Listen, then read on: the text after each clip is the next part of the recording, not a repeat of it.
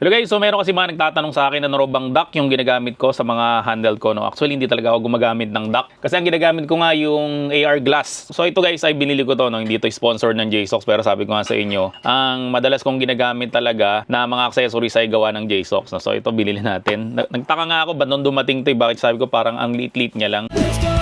Let's go! Start! So i-open ko lang muna siya. Lah, sobrang liit nga. So meron siyang parang rubber. Ito na mismo yung dock niya. Yan, tapos meron siyang USB Type-C dito. Sa likod niya guys, meron siyang USB Type-C, may HDMI, dalawang USB-A. Tapos meron siya dito guys para sa LAN port. So kung gusto nyong kabitan to ng internet, pwede. And sa loob pa ng box niya ay ito, mga manual lang naman to. So wala ko ng portable monitor. Syempre, kailangan rin natin ng mini HDMI kasi wala siyang kasama doon sa package niya. Isaksak ko lang siya dito. Tapos syempre guys, itong full na HDMI, no, isaksak ko lang siya dito. Tapos meron ako dito guys na 100 watts na gun charger na gawa naman siya ng Vention. So marami siyang port dito. So siya naman yung isasaksak ko dito. Yan, para mag-power on siya. Then syempre sa monitor.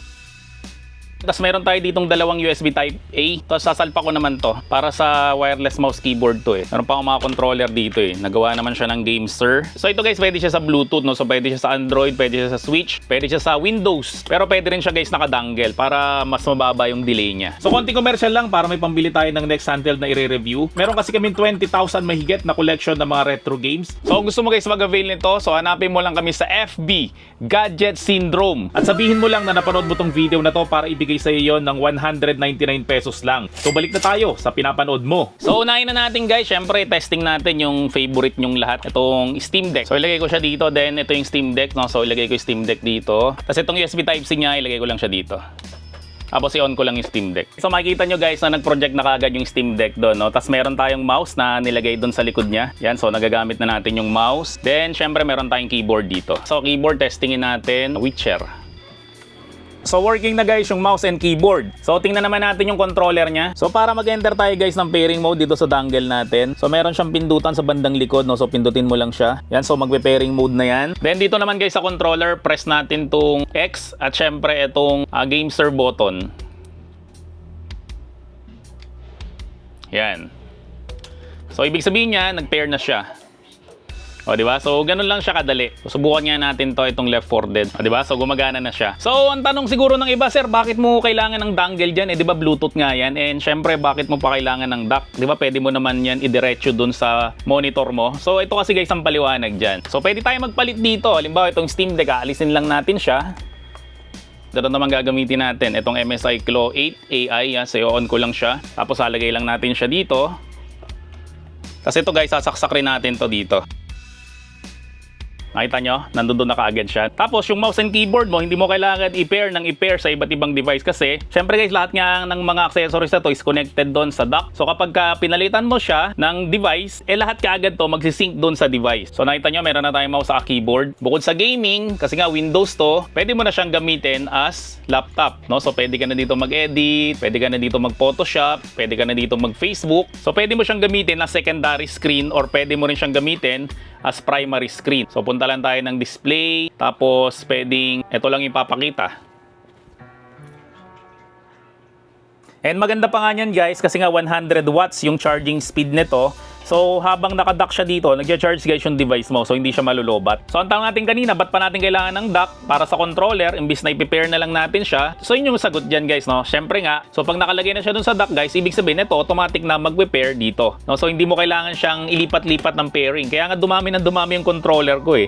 Kasi bawat isang controller ko ay isang device. Nakita nyo, gumagana na rin siya. So punta tayong library. Tapos doon tayo sa install. So ayan, nakita nyo guys na gumagana na kaagad yung controller, di ba? So hindi mo kailangan siyang i-pair sa iba't ibang device, no? So subukan pa natin siya sa iba pa. So alisin ko lang to ulit. So subukan naman natin siya guys dito sa Nintendo Switch na OLED. And so gagawin natin dito pabaliktad.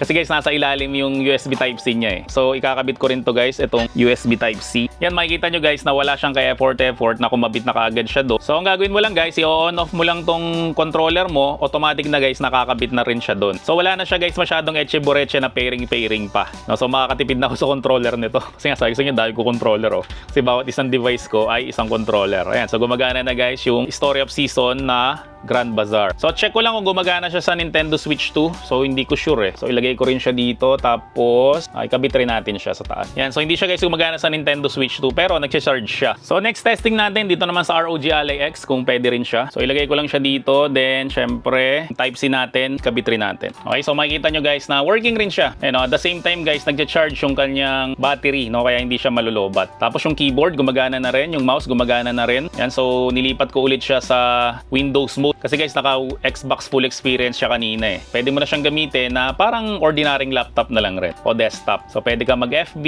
pwede ka mag-email. Kung ano guys yung ginagawa mo sa laptop mo, desktop mo, magagawa mo rin siya dito. Okay, so pwede siyang duplicate display or pwede rin siya guys na extend mo lang yung display niya. Yan, so pag in-extend mo guys yung display niya, makikita mo na ito yung monitor 1 mo, ayan yung mouse ko, nakita nyo. Then pag sinwipe mo dito, ito naman yung monitor 2 mo. Di ba? Dual setup ka na kaagad. So ilipat natin siya, gawin natin show only on 2 para dito lang guys kung go-project yung ating screen. Yan, so subukan nating i-play to, itong Left 4 Dead. So this time guys, hindi tayo gagamit ng controller. Ang gagamitin natin is yung mouse at keyboard. O, diba? Gumagana. Ayan, mouse keyboard lang yan. So kung hindi ka sanay sa gamepad sa mga ganitong laro, tulad ko, di ako sanay ng hindi mouse at keyboard pag mga ganitong laro Ito, pwede to. Basta meron ka ng JSOX na dock. So kasi mahirap talagang kontrolin to pag gamit mo lang yung gamepad. O, diba? Para ka nang merong maliit na laptop o desktop. So i-testing rin natin siya guys dito sa Lenovo Legion Go S. Maganda kasi niyan, no, plug and play lang talaga siya. Alisin mo lang to. O pag alis mo sa kanya, syempre itabi mo lang yan. Tapos palitan mo lang siya ng bago. Saksak mo lang siya dito. O, di ba? Nagpo-project na kaagad doon yung screen mo.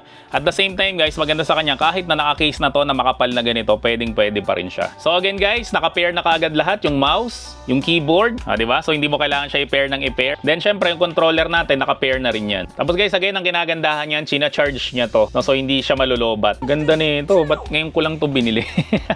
Kaya pala dahil sa akin nagtatanong ng dock. So ang ginagandahan pa niyan guys, syempre kapag ka meron na tayong monitor, no, so pwede na tayong mag-multiplayer. So prepare ko lang yung isa ko pang controller which is itong Xbox. So subukan natin ngayon mag-multiplayer.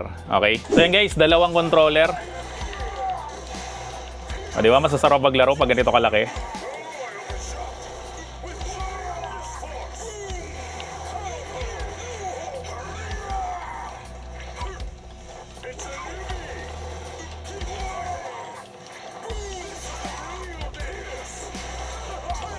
Then subukan ko naman guys, no, cellphone naman.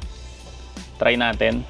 So pwede ka na rin ditong manood ng YouTube. And syempre, yung mouse at yung keyboard mo, nakakabit pa rin siya doon. Sobrang easy niya lang talaga na i-dock lahat ng mga gamit ko dito. So makita nyo guys, no, ganito lang siya kaliit. So mapapabili pa yata ako ng isa pang ganito, pero yung mas marami na sigurong pwede pang ilagay doon sa likod. So lalagyan ko pa siya ng extra controller, no, para hindi ko na kailangan na i-pair yung Bluetooth. Para katulad nga nung ginawa ko kanina, lahat ng mga accessories ko nakakabit na lang siya sa likod, no. So kung ayaw mong lagyan ng mouse sa keyboard or itong controller na to, no, so pwede mo pa siyang lagyan na external na drive para lahat guys ng games, no, pwede mo dong ilagay. So again guys, ang ganda nito kasi ang dali niya lang gamitin. Nakita nyo naman na effortless at sobrang easy lang talaga na ilagay lahat ng mga device ko dito, no. So gagawin mo lang, sasalpak mo lang siya dito. Tapos ito guys, ikakabit mo lang to doon sa device mo, no. So pagkatapos nun guys, lahat ng mga accessories dito katulad ng mouse, keyboard, and syempre itong controller na to ay magpe-pair na kaagad siya doon sa device na sinalpak mo dito. So guys, kung gusto mo malaman kung saan ko ba ito nabili, itong maliit na dock na to ng JSOX, pati itong mouse, keyboard, syempre itong 100 watts na gun charger, itong controller, and syempre yung monitor na ginamit ko dito. So maglalagay ako ng link sa description section ng video na to. At make sure lang guys na yung mga links sa description section ng video na to ay kiklik nyo para siguradong hindi ka ma-scam. Okay, so kung nagustuhan mo naman tong video na to, huwag mo na makakalimutan mag-subscribe dito sa channel ko. Syempre like mo na rin tong video na to. At i-turn on mo na rin yung notification bell para like updated sa mga vlog ko about sa mga gadget. So yun lang, maraming salamat ulit sa inyong lahat. Hanggang sa muli, paalam!